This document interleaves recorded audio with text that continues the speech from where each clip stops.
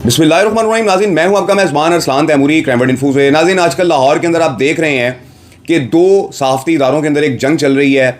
एक सहाफ़ती इदारा दूसरे सहाफ़ती इदारे के ऊपर कीचड़ उछाल रहे हैं। बात क्या है, मामला क्या है? एक तरफ खुशनूद अली खान साहब खड़े हैं, दूसरी जानिब आसिफ भट्ट साहब और आमिर भट्ट साहब खड़े हैं कि जिन्होंने अपनी मेहनत के सर पर रेवेन्यू डिपार्टमेंट की LDA की बीट करके अरसा दराज मेहनत की है। और उस मेहनत के नतीजे के अंदर अब उन्होंने एक एमरा नाम का चैनल भी बनाया हुआ है, उसका अखबार भी निकाला, एक बल्दियात अखबार भी निकाला, और बड़ा अच्छा और डिसेंट काम करने वाले दोनों भाई हैं, आसिफ भट्ट और आमिर भट्ट। और खुशनूद अली खान दूसरी जानिब कि जिन्होंने अरसा दराज अपनी सारी जवानी, अपना सारा बुढ़ापा अखबारी दुनिया के अंदर गुजार दिया, कॉलम निगारी में गुजार दिया, जर्नलिज्म में गुजार दिया, सहाफ़त अखबार उन्होंने बनाया, ख़बरें अखबार में भी वो ज़िया शाहिद साहब के साथ थे।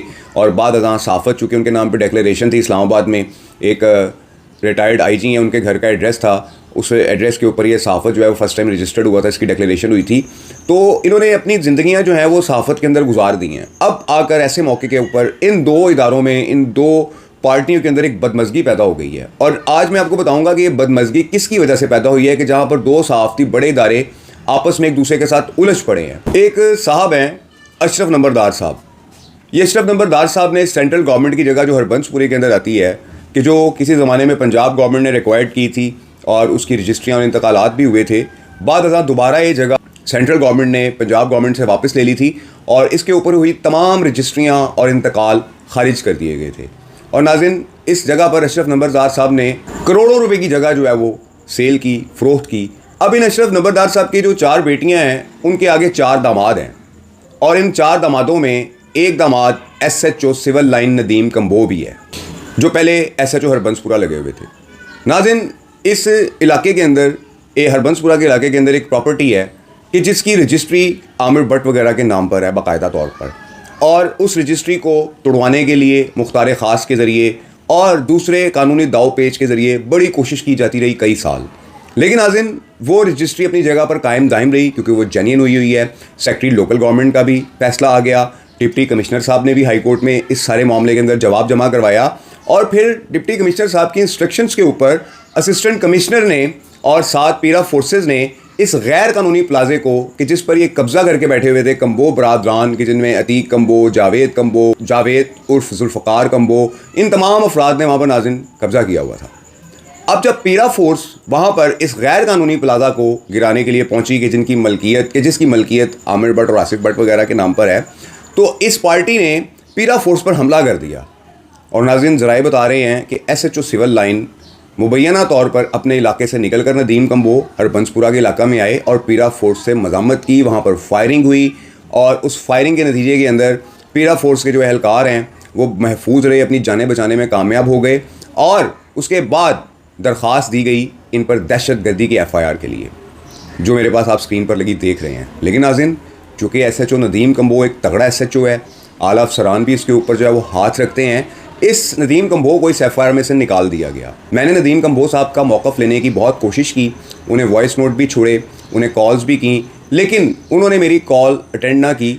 शायद इसलिए अटेंड ना की कि मैं मेरिट पर बात कर दूंगा, और वो नहीं चाहते थे कि मैं मेरिट पर बात करूं। लेकिन फिर भी मेरा प्लेटफॉर्म अभी भी उनके लिए खुला है कि अगर वो अपना कोई मौक़िफ़ देना चाहें तो मैं मनोअन उसको ज़रूर लगाऊंगा, उनके मौक़िफ़ को भी, उनका भी मौक़िफ़ बयान किया जाएगा। लेकिन नाज़रीन, जो तफसीलात और जो कागजात, तस्दीक शुदा कागजात मेरे पास आए हैं, उसके मुताबिक आमिर भट्ट वगैरह ही इस जगह के मालिक हैं, और इस जगह पर गैर कानूनी तामीरात कर जावेद कंबो वगैरह, नदीम कंबो वगैरह के जो अशरफ नंबरदार के दामाद हैं, इन तमाम अफराद ने इस गैर कानूनी प्लाजा को जो है वो अपने कब्ज़ा में ले रखा था, जिसे पीरा फोर्स ने छुड़ाया बाकायदा तौर पर, सरकारी तौर पर ऑपरेशन करके, इजाज़त के साथ। हाई कोर्ट में जो इन्होंने अपना केस किया हुआ था, उस हाई कोर्ट में डिप्टी कमिश्नर ने जवाब भी जमा करवाया मुकम्मल डॉक्यूमेंट्स के साथ। और मैं आपको बता रहा हूँ कि सेक्रेटरी लोकल गवर्नमेंट का फैसला मौजूद है इस सारे मामले के अंदर।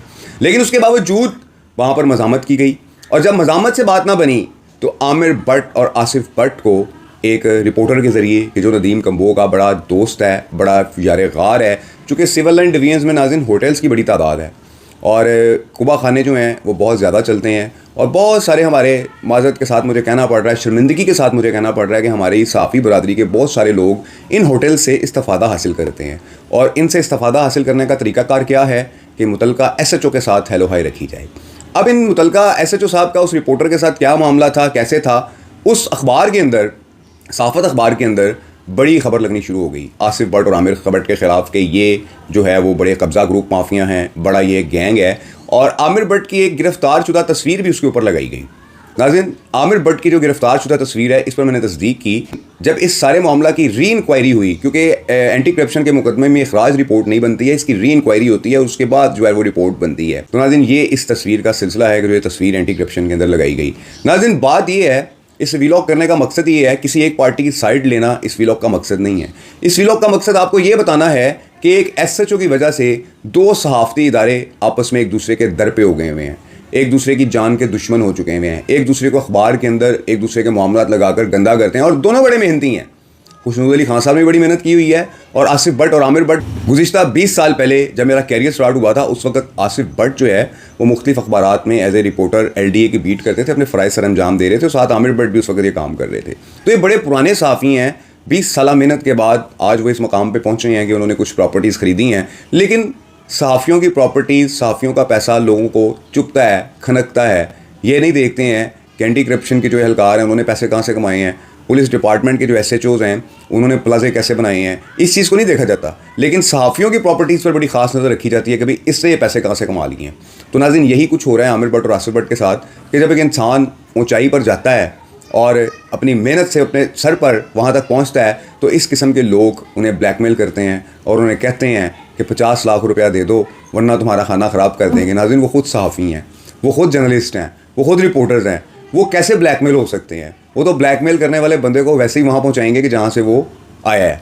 तो ये नाज़रीन सूरत हाल चल रही है इस वक्त लाहौर के अंदर कि जहाँ पर आसिफ भट्ट, आमिर भट्ट और खुशनूद अली खान की टीम के दरमियान बदमज़गी पैदा हुई है, एक दूसरे के खिलाफ खबरें लगाई जा रही हैं। और वजह Nadeem Kamboh SHO civil lines, कि जिसके पास कोई कानूनी डॉक्यूमेंट्स नहीं हैं कि जिस पर वो कार्रवाई करवा सके या इदारों को दिखा सके, DC लाहौर को दिखा सके, हाई कोर्ट को दिखा सके। एक मुख्तार ख़ास है उनके पास, और वो मुख्तार ख़ास भी बिल्कुल फारिग मुख्तार ख़ास है। और नाज़रीन, जो रजिस्ट्री ये वहाँ पर शो कर रहे हैं, वो रजिस्ट्री 4-5 प्लाजे छोड़कर उस जगह की वो रजिस्ट्री है, उस प्लाजे को भी वही रजिस्ट्री ये शो करते हैं, और इस प्लाजे पे भी यही रजिस्ट्री शो करते हैं। और ज़राए बता रहे हैं कि जो इनके पास डॉक्यूमेंट्स हैं वो तमाम गलियों के उधर उधर के खसरे हैं कि जिन्हें दिखाकर वो इस प्लाजे को अब तक कायम रखे हुए थे। लेकिन चूँकि मरियम नवाज़ साहिबा के सख्त अहकामात हैं कि जो भी गैर कानूनी किस्म की इमारतें हैं, जो भी गैर कानूनी किस्म की कंस्ट्रक्शन है, सबको तोड़ दिया जाए, फोड़ दिया जाए। और यही हुआ है इस प्लाजे के साथ कि जिस पर जावेद कम्बो, नदीम कम्बो वगैरह अरसा दराज से अपना कब्जा जमा कर बैठे थे,